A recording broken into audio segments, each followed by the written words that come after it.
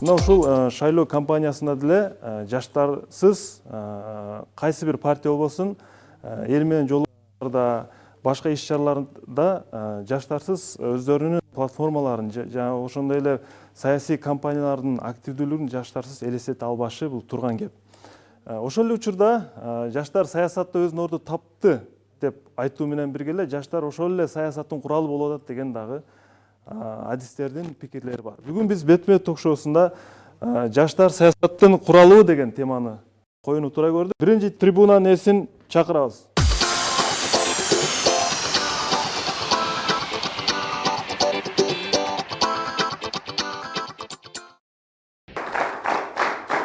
Демек, урматтуу телекөрүүчүлөр, мен кошумчалай кетсем, Артур мырза жаштар саясаттын куралы эмес деген позиция менен чыгып атат. Медер мырза болсо жаштар саясаттын куралы деген позицияда чыгып атат. Даярсыздар да? Анда эмесе мен биринчи суроону Артур мырза сизге берсем, мына жакында өзүңүз дагы активдүү катышtыңыз деп ойлоймун. Эң чоң шайлоо өнүктүү болуп өттү Кыргызстанда. Ошол шайлоого бир аз сереп салып өтсөк, сиз жаштар саясаттын куралы эмес деген позицияда ушул шайлоого кандай баа бердиңиз? Шайлоонун орду кандай байкалды? Жана чындыгында эле Медер мырзага кандай аргументтер менен өз позицияңызды коргоп бере аласыз да? Жаштар саясаттын куралы эмес деген көз карашты сиз ушул шайлоодон байкай алдыңызбы? Мына дүйнөлүк деңгээлде алып караганда өзү негизи жаштар өнүгүп кеткен мамлекеттерди алган болсок, мисалы Европада дейли, Японияда дейли, мисалы ушу коңшу жайгашкан Кытайда деле жаштар бул ушул мисалы маанилүү баягы чечимдер болгондо ошондой. Жаштар бул негизги күчтү ойнойт да. Биздин Кыргызстанда эле акыркы учурларда чет элде окуп келген жаштар же ушул Кыргызстанда эле алдыңкы вуздарда окуп, бирок өздөрүнүн үнүн, өздөрүнүн кесибинин профессионалы болуп, мисалы кайсы бир тармактан, укуктук жактан дейли, экономикалык жактан, бардык жактан өздөрүнүн мындай үнүн активдүү угуза башташты да. Бул акыркы 5 жылда биз мындай жаштар уялбай эле баш көтөрүп, биздин ушул мамлекетти башкарууда биздин үнүбүз бар деп чыккан жаштардын тобу бүгүн аябай көп. Мына ушул кечеги өткөн өнүктөштүк бул жаштардын кайдыгер эместигин мындай ачык эле көрсөттү. Себеби партиялар жаштар менен эсептешти. Жаштардын өкүлдөрү, жаштардын баягы таасирдүү өкүлдөрүн, профессионал жаштарды өзүнүн курамына кошуп, ушул жаштар биздин партиянын ичинде, ошол жогорку кеңеште жаштардын үнүн угузуп туруш керек деген позицияны. Эми бул мисалдар менен көрүп эле турабыз. Анан демек мен ойлойм, жаштар саясаттын эч кандай куралы эмес, куралы болбошу дагы керек. Жаштар азыр биз баш көтөрүп эле Кыргызстандын ушул парламенттик башкарууда биздин үнүбүз, Кыргызстанда жалпы калктын 30% жаштар, 30%дан ашыгы. Жаштар биздин Кыргызстанда 30% үнүбүз бар деп, ушундай баш көтөрүп эле чыгып, шайлоого дагы активдүү катыша алышты. Медер мырза, Артур мырза сиздин атаандашыңыз такыр мен кошулбайм деп атат. Эч кандай курал эмес, алар өзүнүн үнү менен чыгып аштады дейт. Сиздин комментарийиңиз. Биринчиден ассаламу алейкум. Бүгүнкү тема боюнча Артур мырзанын сөзүнө мен бир аз кошула албайм. Бир аз эмес, дагы бир 95% кошулуудан алысмын. Себеп дегенде бир аз реалдуулукка келе турган болсок, мына кечеги шайлоодон баштасак да. Кечеги шайлоодо активдүүлүктү ким көргөздү? Албетте биринчи кезекте саясий партиялар өзүнүн активдүүлүгүн көргөздү. Анан биз бардыгыбыз билик, мына бул жерде студенттер отурат. Студенттерди активдештирген ким болду? Ал саясий партиялар болду да. Көпчүлүк баягы мен ойлойм, бул телеберүүдөн бул айткан үнүм элге жетет деп ойлойм. Себеп дегенде канчалаган студенттерди жетекчилери, мугалимдери, университеттин жетекчилери канчалаган паспорттарын алышып, милдеттүү түрдө шайлоого барып катыштырды. Ушундай учурлар болду. Шайлоо участкаларынын алдында саясий партиялар катышып чыккандан кийин дагы кол койдуруп, анан кийин ушундай бир милдеттүү түрдө аткарттырды. Бул деген нерсе жаштарды албетте биринчи кезекте бул курал болду. Экинчи тарабын алып көрөлү. Биздин жаштар канчалык деңгээлде саясатка өзүнүн кызыгуусу бар да. Бүгүн саясаттан 70-80 километр алыс болуп жүргөн жаштардын бардыгын мугалимдер баш кылып алып барышты, милдеттендиришти.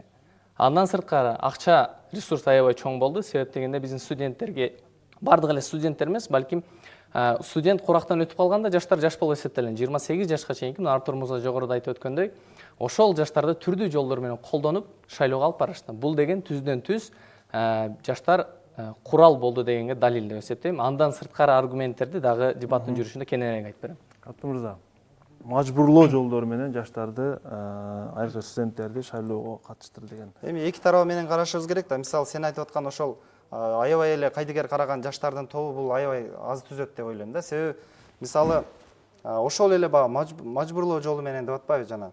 Бул жерде баягы мен жанагы мисалды айтам кайтып эле. Активдүү шайлоочуларды катыштыруу керек, катышуубуз керек деген жанагы конкурста дагы жаштар чыгышты деп атпаймынбы? Демек көбүрөөк баягы жалпы калктын массасын караганда көбүрөөк баягы активдүү катышуубуз керек деген жаштар болду бул жердечи. Жаштарды биз кайдыгер карады шайлоого деген бул бир аз туура эмес болуп калат деп ойлойм да. Анан жаштар өзүнө ушул саясий партиялар өзүнүн платформасы менен тааныштырышты да. Эми азыр технология өнүккөн, мисалы мына мен жеке өзүм партиялардын платформаларын жеке интернет сайттардан өздөрүнүн партиянын сайттарынан кирип окуп чыктым да. Кайсынысы реалдуу экендигине мен эми бүгүн Кыргызстандын шартында реалдуу кайсыл болуп жатат деген ошол партиянын платформасына мен ынандым. Албетте 100% жанагы ушунчалык идеалдуу партия жок, платформа да жок идеалдуу. Бирок мен ошонун арасынан тандоо жасадым. Демек бүгүн жаштар тандоо жасап жатышат.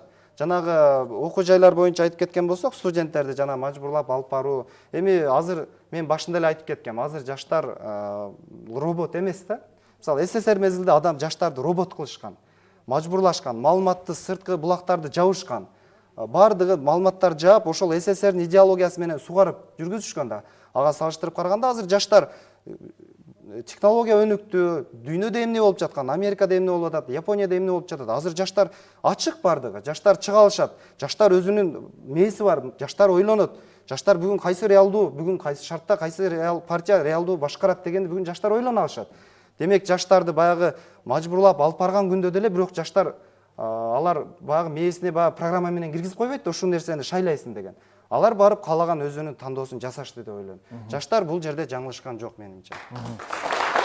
Мырза Мырза, Артур Мырза айтып атат да, мажбурлап алып барганда деле аларга тандоо коюлду деп атат. Каалаган партияны бер деп. Же сиз жок, могу партияны шайлалы деп айтты дейсизби кандай? Мен ошол шайлоо процессине аябай активдүү катыштым. Мен өзүм да байкоочу болуп отурдум. Эң чоң ири участоклордун биринде. Ошол жерден бир көрүнүштү байкай алдым да, шайлоого ошондой мажбурлап алып келген студенттердин көпчүлүк саны 60%-ын биринчи, экинчи, үчүнчү курстун студенттери түзөт. Жаңыдан зачеттик книжканы колуна кармап, бир дагы сессияны баштан өткөрө элек студенттер келди биринчиден. Экинчиден эми гана студент болуп, бир сессияны кыйынчылыкты көргөн студенттер келди да, аларга бир ультиматум койду. Эгерде ушул нерсени шайлабайсыңар, муну шайлабасаңар, биз ушул партияны кандай кайсы бир партияны жараткан өзү билет, шайлаган адам өзү дагы билет. Мындай коркунуч койду. Биз силердин шайлаганыңарды компьютер аркылуу билип алабыз. Силер шайлап атканда биздин камералар карап турат. Бир жерден биз билип алабыз дагы, сессиядан өткөрбөйбүз, окуудан айдаласың деген коркунуч болду да. Сиз өз көзүңүз менен мен ага өз көзүм менен мага канчалаган, мен дагы кече жаштар саясатына чыккан жок, мен акыркы 6 жылда жаштар саясатында жүрөм. Менин дагы өзүмдөн тарбиялап чыккан жигиттер бар, кыздар, студенттерибиз бар деген, ошолордун бардыгы келип айтышты ошол нерсени. Анан мен дагы баягы асмандан алып сүйлөгөн жокмун бул нерсени. Экинчи маселе, Артур Мырзанын платформаны окуду деген. Эми Артур Мырза өзү билим деңгээли аябай жогору мырзалардан. Бул жигит саясатка кызыккан, ошолордун билген мырза бул платформаны милдеттүү окуганы. Себеп аркы билим деңгээли ошого жол бербейт да окубай койгону. Эми башка тарапты каралы. Мен бүгүн сизге кепилдик берип айта алам. Жаштар канатында жүргөн жигиттер, саясий партиялардын жаштары деп ээрчип жүргөн жигиттердин 60%-ы өзүнүн саясий партиясынын идеологиясын билбейт. Бизде саясатта түшүнүк бар. Оңчулдар, солчулдар, ортомчулар деген, саясий либерал демократтар деген бар, коммунисттер деген бар, социалисттер деген бар. Ошол түрдүү баягы идеологияны тутунган саясий партиялар бар. Бирок тилекке каршы бүгүнкү биздин жаштардын 60%-ы партияга, саясий партиянын идеологиясына, платформасына, программасына карап кирбейт. Ал партияларга өзүнүн агасынын бардыгынан, өзүнүн бир тууганынын бардыгынан, аябай бир керемет кооз сүйлөгөн бир саясатчынын артынан ошону идеал тутуп, саясий партияларга кошулуп, анан ошол кайсыл жака бурса, ошол жака агып жүргөн жаштар көп. Кызыгуунун аздыгынан, кайдыгерликтен ошол нерсе биздин жаштарды куралга айландырууга мажбурлап атат. Түшүнүктүү. Репликаңыз барбы? Жооп катары. Мисалы баягы айтып атабыз да, биз салыштырып айта алабыз да. Мисалы коңшу мамлекеттерди карайлы. Мисалы ошол эле Кытайды карайлы, ошол эле Тажикстанды карайлы, Өзбекстанды карайлы, Туркменистанды карайлы. Борбордук Азиядагы мамлекеттерди карайлы да. Мисалы азыркы утуп чыккан партиялардын азыркы картинасы мына ушул алдын ала жүргүзүүдө да чыккан булчу.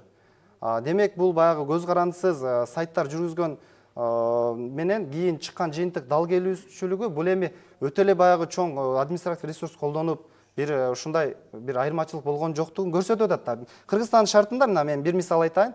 Азыр биринчи орунда СДПК партиясы, экинчи орунда Республика Ата Журт партиясы, үчүнчү орунда Кыргызстан партиясы мына ушул тартип менен кетип атат да. Бул өтө эле бир 50%-тен ашык бир чоң мындай айырмачылык болгон жок да. Демек биз бүгүн сүйүнүшүбүз керек. Мына азыркы кечеги шайлоо бул таза шайлоону өткөрүүдөгү эң чоң бир эмес эки кадам алдыга жылуу болду деп эсептесек болот. Себеби баштагы шайлоолордо мисалы электрондук жол менен болгон эмес да, жана шайлоо бюллетендерин эсептөө жолу менен болгондо жана 200, 500 бюллетен ашып калганда партиялар бөлүштүрүп алган учурлар болгон да булчу. Биз ошол мезгилден учурдан азыр мынол бир сезилерлик деңгээлде кадам таштадык, эки кадам алдыга жылдык десек болот да. Мисалы коңшу мамлекеттерде ушул результат булар алар үчүн өтө таң калыштуу нерсе. Мен мына кечеги өткөн шайлоодо биз реалдуу картина түзүлдү. Элдердин добушу реалдуу, бардыгы буга калк буга ынанып жатат. Бир гана ошо утулуп калган бир-эки партиялар гана өзүнүн алардын арасынан деле кээ бири чыгышты, таза шойлоо болду. Бул мындайча айтканда Кыргызстан үчүн өтө чоң жетишкендик деп белгилешти. Түшүнүктүү. Бул жерде жалпы карай турган болсок, макул 6 партия өтү деп туралы азыр, бирок 14 партия катышты. 14 партия ар бири саясий акцияларды өткөрдү. Эл менен жолугушту. Бирок ошол эле туу кармаган, желек кармаган, жана чакырыктар кармаган жаштар жүрбөйбү? Ошолор чын дили менен чыктыбы ошол майданга деген суроо туулат да.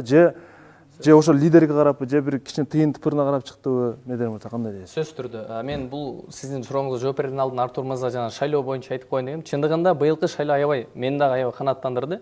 Шайлоо процессинин жүрүшү чындыгында тарыхта болуп көрбөгөндөй таза өттү да. Бирок ошол шайлоого катышуучулардын баягы сөз кыла турган болсок, анда ошол башка кеп мен айткан сөзүм. Ал эми сиз айтып өткөн желек кармаган, туу кармаган, чындыгында Кыргызстанда саясий партиялар жаштар канатын эмне үчүн ачат деген суроого бул футболка кийип, желек көтөрүп, акцияларда, жөө жүрүштөрдө чыгып, лидер келгенде тирүү жолчу жасап, жанагы орусча айтканда живой дорожка жасап, кыйкырып тосуп алган үчүн гана түзүлүп калгандай сезилет. Себеп алдын дагы бир себеби бар. Себеп Кыргызстанда туруктуу жаштар концепциясы жок.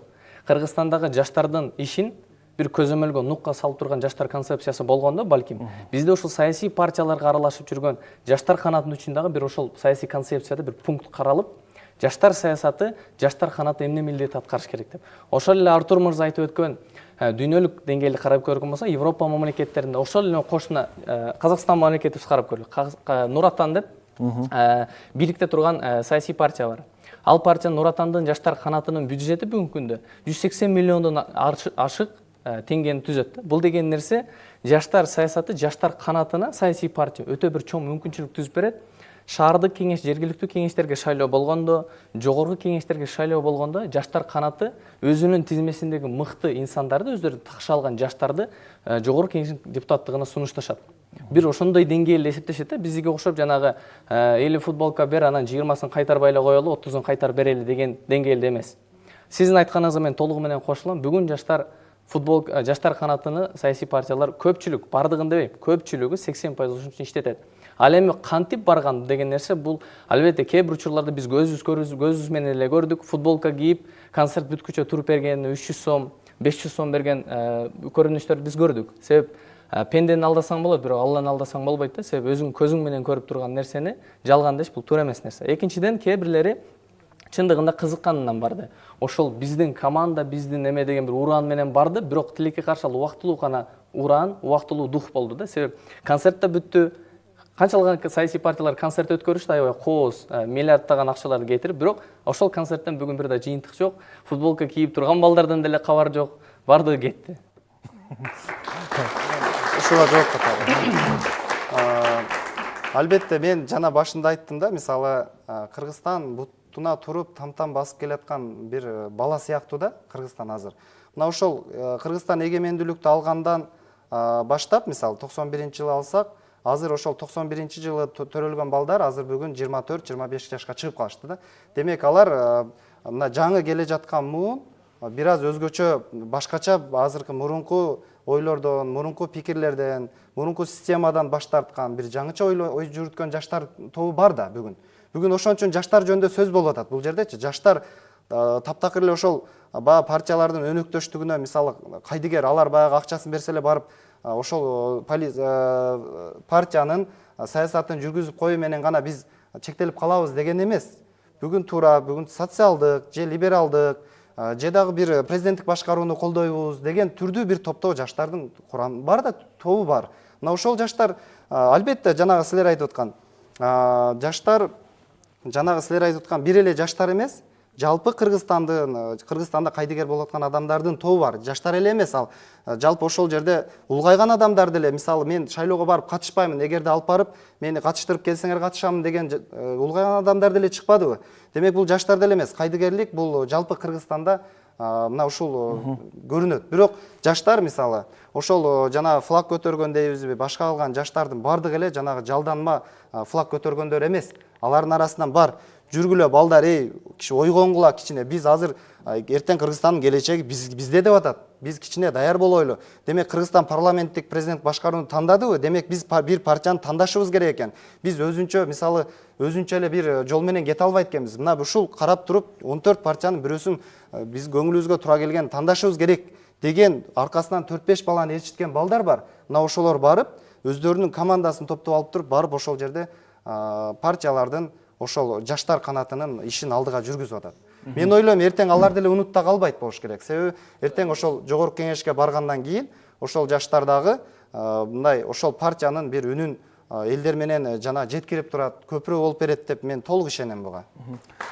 Жанагы Медер мырза айтпадыбы, студенттерди баягы мажбурлоо жолу менен барып кол койдурду, баягы шайлоого киргиз депчи. Сиз кошуласызбы? Кандайдыр бир деңгээлде чындыгы бар деп ойлойсузбу? Бул аргументтин же жалган, толук жалган айтып атабы? Мындай, туура эмес айтып атабы?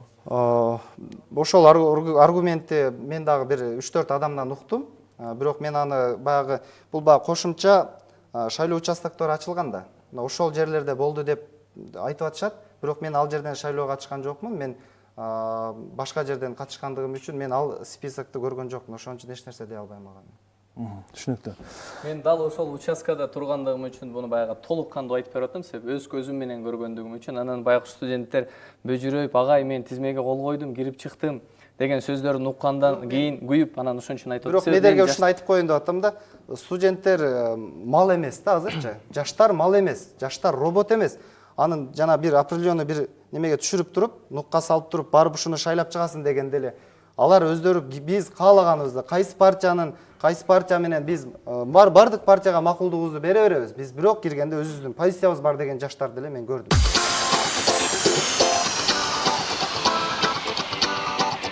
Биздин баш мыйзамыбызда бул бийликтин ээси эл дейт. Бирок ошол элге бийлик ошо бир гана шайлоо убагында берилери анык болду да. Себеби эл кимди тандап, кимди башкаруучулукка сунуш кылат, сунушлары ушул шайлоодо билинди. Анан ошол элдин көпчүлүгү ушул жаштар түзөт.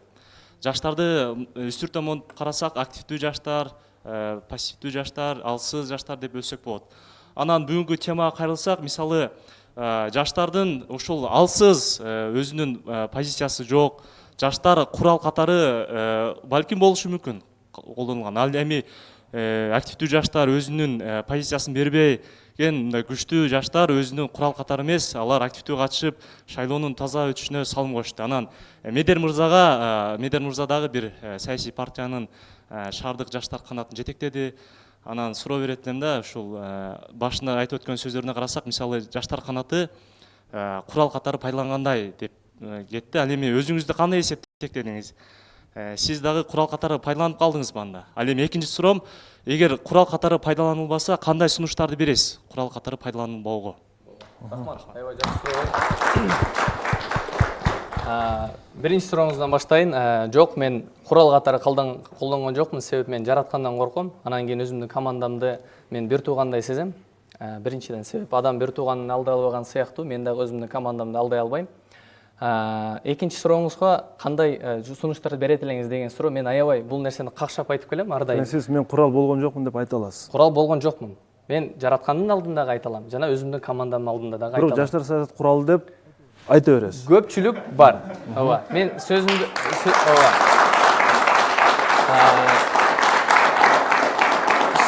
сөзүмдүн башында баса балгилеп айтып кеттим. Дебаттын өзгөчөлүгү ушунда да, жана курук сөздө эмес да, мен айттым. Көпчүлүк жаштар курал болууда, ал эми курал эмес болуп жүргөн жаштар дагы бар, бирок аз. Мен айттым башында пайыз менен көргөзүп бердим, 90-95% деп. Ошондуктан баягы сиздин азыркы репликаңызга бизден баягы контр аргумент болсун. Андан сырткары кандай сунуштар? Айрай республикалык эл аралык университети бар да. Ошол жерде ушу жаштар саясатына, жаштар саясий көз караштагы жаштарга аябай билим деңгээлин жогорулатып, биз мына жаштар парламенти деген долбоордо болгонбуз. Ошол жерде биз аябай көп сунуш бердик. Саясий партиялардын жаштар канаты биринчиден саясий кеңештин мүчөсүнө сөзсүз болуш керек да. Себеп дегенде бүгүнкү күндө 95% партиялардын саясий кеңеш мүчөсүндө жаштар жок. Жаштар канатынын өкүл. Бул биринчиден. Себеп ошол саясий кеңеш партиянын жүрүү нугун аныктайт. Ошол убакта жаштардын жок деген бир эки өкүлү боло турган болсо, демек жаштардын баягы курал болуп кетпесин алдын алып турат. Мен сизге суроом да, ошол жерде сиз иштепсиз да, шайлоодочу. Анан ошо мотурайып, кирип чыгып, шайлоону белгилеп чыгып, анан ага эмне кылайын деген студенттерге сиз кандай иш-чараларды көрдүңүз? Али мындай сөз бар го, адам менен иши болгондо гана адам деген сөз бар го. Ошол мотурайып кирип чыккан студентке сиз эмне жардам бере алдыңыз ошол жерде? Же башка ошону угуп туруп да сиз да көрмөмүшкө салып кайдыгер болуп койдуңузбу деген суроо. Рахмат чоң. Мен ошол кол чабып алыңыздар, анан жооп берейин. Ошол участканын алдындагы агайлардын бетине дагы айттым. Менин бир эки агаларым дагы жүрдү. Бизди тарбиялаган агалар, силер мунулорду уnuткениңер туура эмес деп чындыкты бир ачуу айтып алдым. Экинчи ошол баягы коркуп бөжүрөп келген студенттерге айттым. Урунуңа киргениңде бир жараткан болот, анан бир сен болосуң. Эч жерде камера жок, коркпой эле кой. Аларды ошентип коркутушкан да, камера бар, фотоаппаратка тартылып калат. Сессиядан өтпө, сессиядан өтөсүң. 4-октябрдан кийин мугалимдер кайра эле өзүнө келип калат, мурдагыдай эле болуп калат. Алардын мойнунан жүк түшөт. Камера, фотоаппарат жок.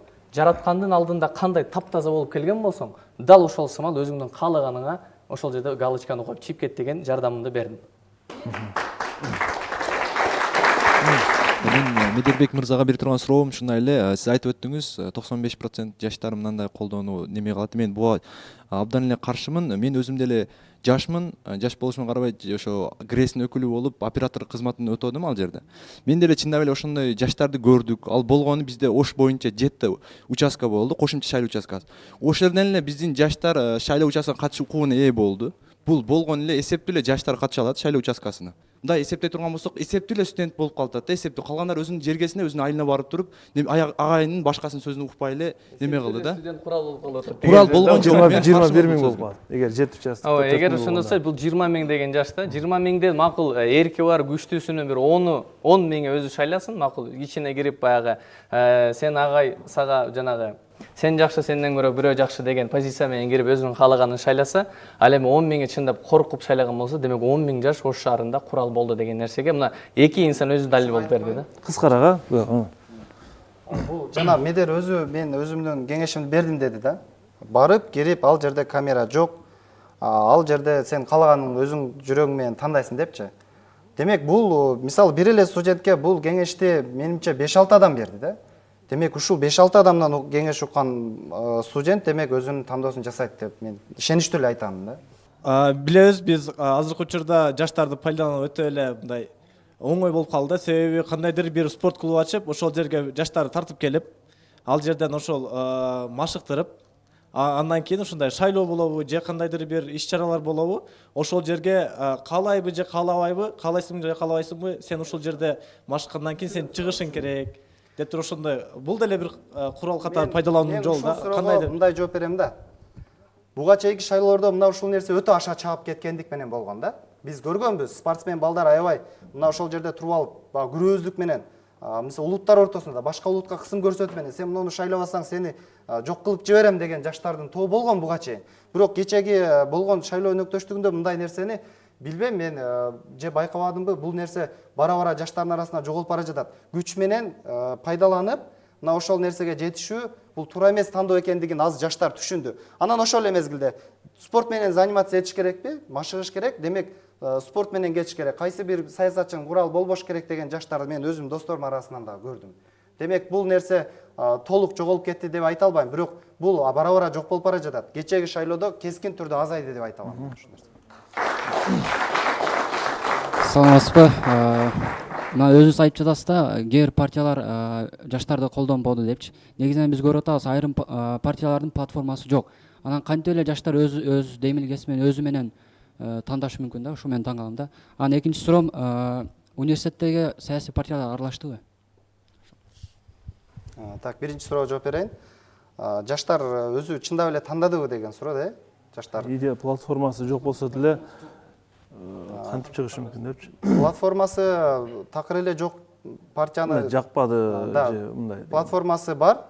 Кайсы бир деңгээлде ошо платформанын өзүнүн деңгээлине жараша тандаган жаштардын да тобу бар да, албетте. Мен ошон үчүн айтайм, жаштар ошол кайсы бир деңгээлде өздөрүнүн деңгээлине жараша деле мен эми айтам, мына күчтүү партиялардын жаштары күчтүү жаштар. Бир аз алсызыраак жаштардын жаштары бир аз алсызыраак болгонун биз байкадык да, мына ушул нерсени. Демек, күчтүү жаштар демек көбүрөөк умтулууга аракет кылып жатышат. Экинчи сурооңуз? Университетке саясий партиялар аралашкан жок деп толук эле айта алам, ишеничтүү эле. Себеби мындай да, мисалы кээ бир партиялар мына ушундай нерсе бар. Кээ бир партиялар өздөрүнүн ошол университеттин жетекчисин коюуда, мисалы кээ бир партиялар ошол нерсеге кызыктар. Эгерде кайсыл бир университет бир партиянын өкүлү болгон болсо, мына ушул жерде бир өтө эле баягы сезилерлик деңгээлде деп айта албайм, бирок бир кайсыл бир деңгээлде ушул сиз айтып аткан көрүнүш болушу мүмкүн. Бирок мен дагы бир баса белгилейм да, жаштар бул, мына силер дагы жаштар бүгүн ушул саясий курал болуп калбайлы деп чуркап жүргөн жаштарсыңар да, туурабы? Биз жаштар саясаттын куралы болушубуз керек деп эле, анан ошол позицияны курал болуп атабыз деген позиция менен көбүрөөк ошол позицияга тартпай, көбүрөөк жаштар биз саясаттын куралы болбошубуз керек. Биз ошол жерге үнүбүздү жеткирип турушубуз керек деген позицияны көбүрөөк карманууга чакырып кетем силерди мен. Биринчиден, саламатсыздарбы? Артур мырза, сизге бир-эки аргумент келтирип кетейин. Азыркы жаштардын көпчүлүгү, азыр Медер мырза айтты, 95% деп. Мен ошол Медер мырзага кошулуп кетем, анткени бул кечеги гана шайлоодо далил болуп көрүндү да. Анткени жергиликтүү айылдарга балдарды, жаш студенттерди, эми студент болгон балдарды бусик-бусик кичи автобустар менен айыл жергелерине алып барып, сен ушул партияны шайлайсың деп өзүнүн жерлерине алып барган учурлар болду. Экинчиден, ошол эле айылдарда мен Чоңолай жергесинде шайлоого катышып келдим. Ошол бир айылда 100ге жакын жаш балдар, ошонун өздөрүнчө лидери бар. Бизге мындай спорт зал куруп берем дешти, паланчы партия. Силер ар бир үйдөн милдеттүү түрдө ачык шайлоо кылып бересиңер жаштар деп буларды мажбурлап атты да. Демек бул анык жаштар калкан болуп калды го деген ой келет да. Жооп берейин ошого. Биринчи, экинчи сурооңузга жооп берейин. Бул жерде жаштар турган жок. Мисалы биз 100% биз ушул партияны шайлайлы дегенге жаштар чыккан жок ошол жерде. Бул эң туура эмес нерсе. Мен ушул Алай районунда бир-эки факт уктум. Бир айыл толугу менен биз бир партияга добуш беребиз деген. Бул бир аз туура эмес көрүнүш. Мына ушул көрүнүштү ошол элдин, ошол айылдагы калк көтөрүп чыкты. Аны жаштар көтөрүп чыккан жок. Мен ушуну факт менен айтам. Бир-эки айылда мисалы ошол нерсени биз ушул партияны колдоп берели деген эл чыгып, мына ушундай көрүнүш болду. Жыйынтыгы боюнча маалыматым жок. Бирок жаштар ачык эле биз партияны, бир партияны колдойбуз, мына ушул айылдын жаштары деп чыккан бул факты болгон жок Кыргызстанда. Анан биринчи сурооңуз.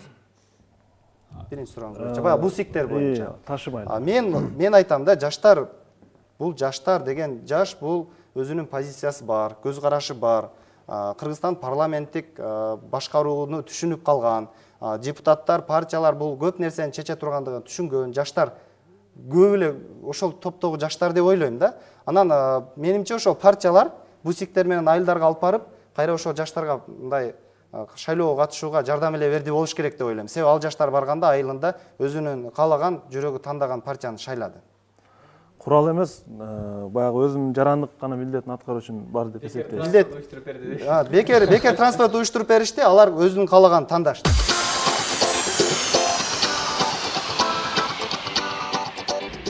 Артур мырза, сизге суроом, жаштар көбүрөөк партиялардын лидерине карап ошол партияны колдойбу же платформасына карап колдодубу? Мына кечеги шайлоодо кандай дейсиз?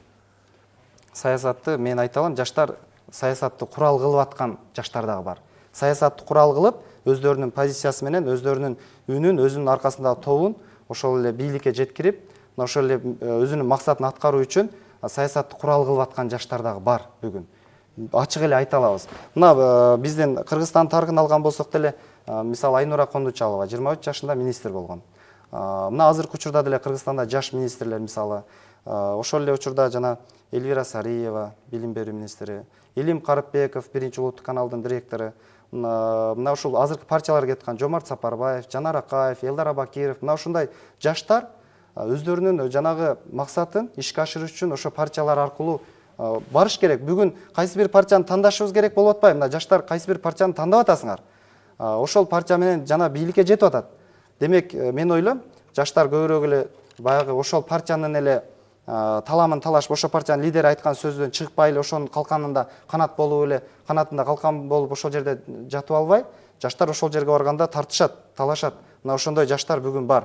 Бул бүгүнкү мына ушул быйылкы шайлоодо сезилерлик байкалды. Мына келе жаткан мындан кийинки 5 жылдан кийинки боло турган шайлоодо жаштардын үнү аябай эле чоң болуп калат деп мен ишенем. Анан дагы бир кошумча бар. Биз айтып атпайбыз, жаш деп атаса болот, аларды жаш. Бирок эгер биз Артур мырза башында айтып, биз мыйзам менен жашаш керек. Мыйзамга карай турган болсок, бүгүнкү күндө жаштар саясатынын мыйзамына жооп берген бир да жаш депутат жок. Бардыгы ал жаштан өтүп кетишкен. Мисалы, мен мына ушул нерсени талашып тартышып атабыз да. Бүгүн мына ушул нерсени талашып тартышып атабыз. Мисалы, Грузияда 25 жаштагы бир канча министрди тапса болот да. Мына ошол жаштар өнүктүрүп, азыр Грузия кайсы бир деңгээлде экономикалык өсүү болду.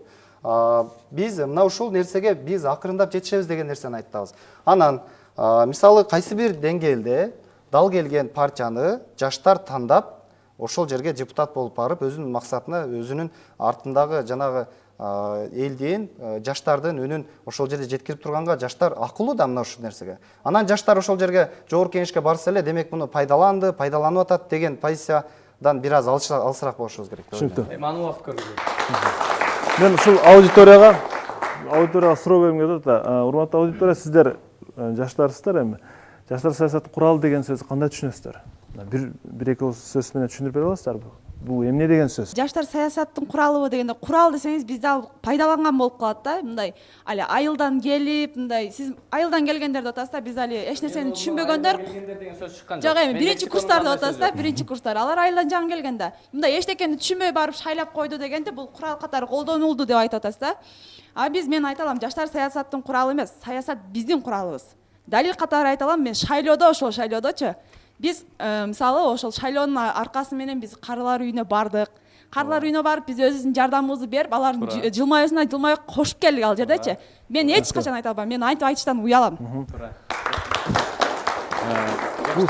Жаштар саясат курал дегенде кандай мисал менен айта аласыз дегенде? Жаштар саясаттын куралы качан болушу мүмкүн? Мисалы, шайлоодон кийин жаштар деле унутулуп, алар деле ошол мандаттарга жетпей калса, анда чындыгында курал болот.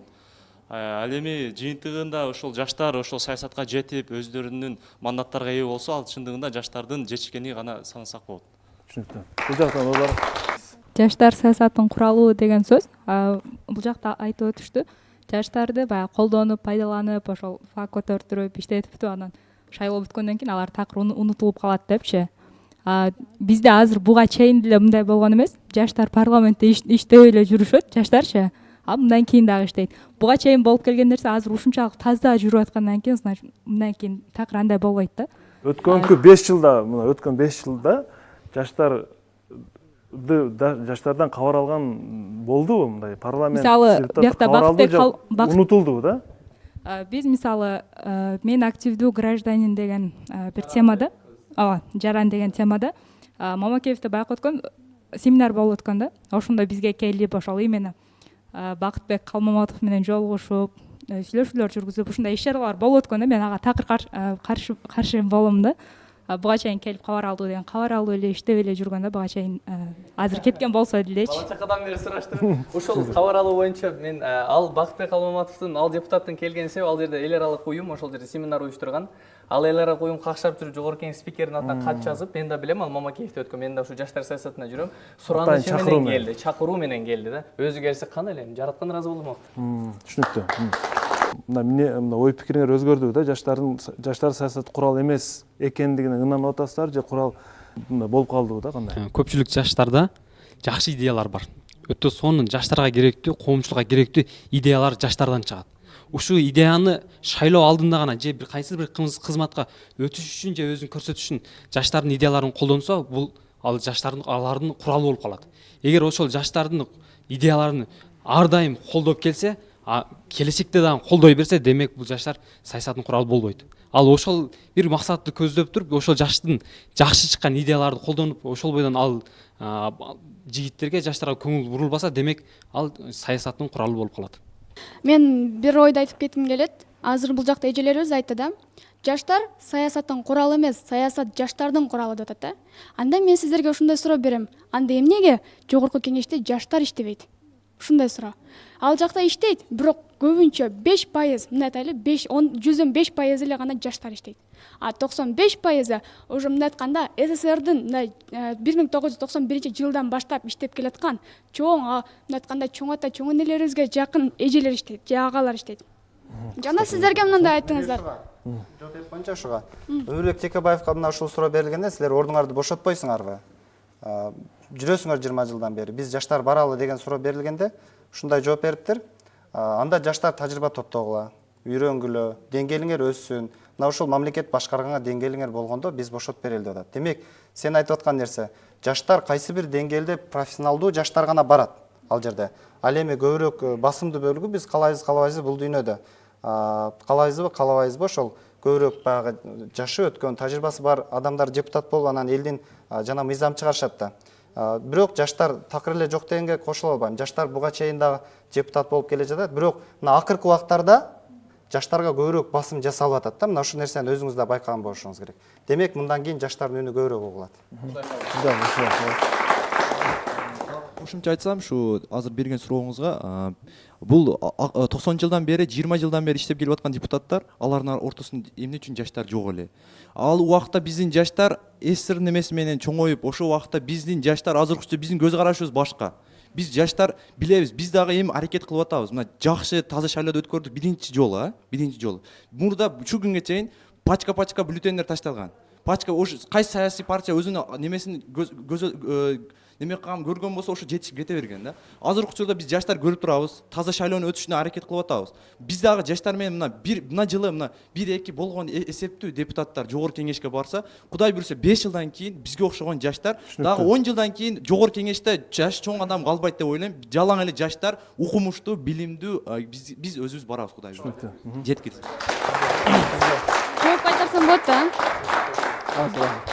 Саламатсыздарбы? Мен да бир-эки аргументти кошуп кетким келет. Мисалы 2005-жылкы революцияда, 2010-жылкы революцияда айырмачылыгы эмне? 2005-жылкы революцияда айыл элет жеринен анан карыялар түзгөн революцияны. Ал эми 2010дон кийинки 2010-жылкы немеде революцияда жаштар түздү да. Бул жаштар парламентке барып калса эле өнүгөт же өзгөрөт деген эмес. Жаштар саясатын жүргүздө ал башка жолдор менен да бар. Демек, 2000 ошол мезгилдеги өнүгүү жакшыбы же бүгүнкү күндө жаштардын орду жакшыбы? Сиз Мырза айтып атпайбы, 2007-жылы революцияны айылдан элит жерден келген аксакалдар, эжелер кылды, анан эми 2010ду, анан 2007-не дагы кайсыл революциянын баарын жаштар кылган себеп ак үйдө аксакалдар чыгып талкалаган эмес да. Аны жаш мырзалар, күчкө толгон жигиттер талкалаган.